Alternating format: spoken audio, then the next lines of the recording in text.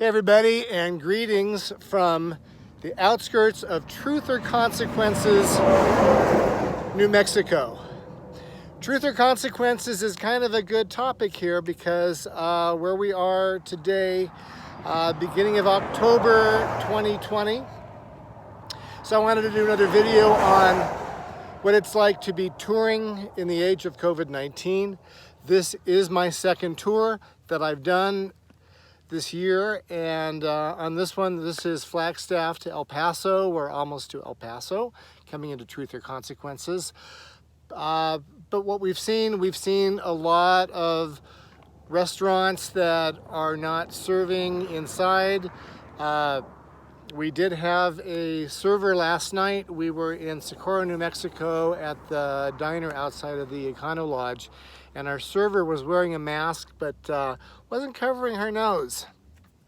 So we've seen some people be really cautious, especially in New Mexico.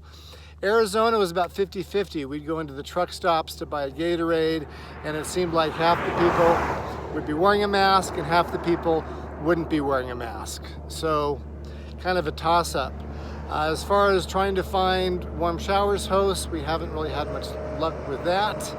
I'm not sure if that's just people are off season now because it's October, or the virus, or what's happening.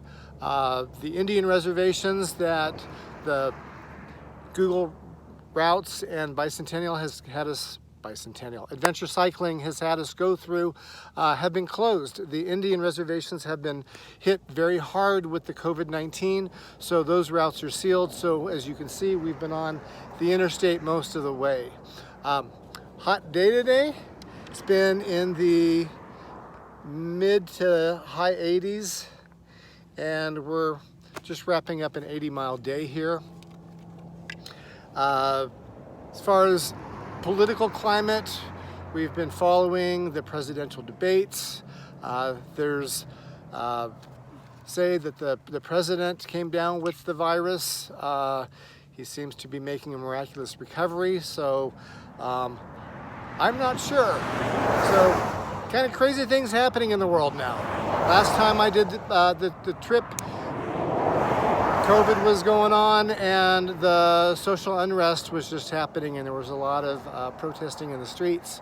We haven't seen any of that on this trip, but we certainly do feel the energy that we're less than 30 days away from the presidential election, and we do feel the energy with just the banners that we see and the people that we talk to along the way, plus the whole news that's been following us every single day.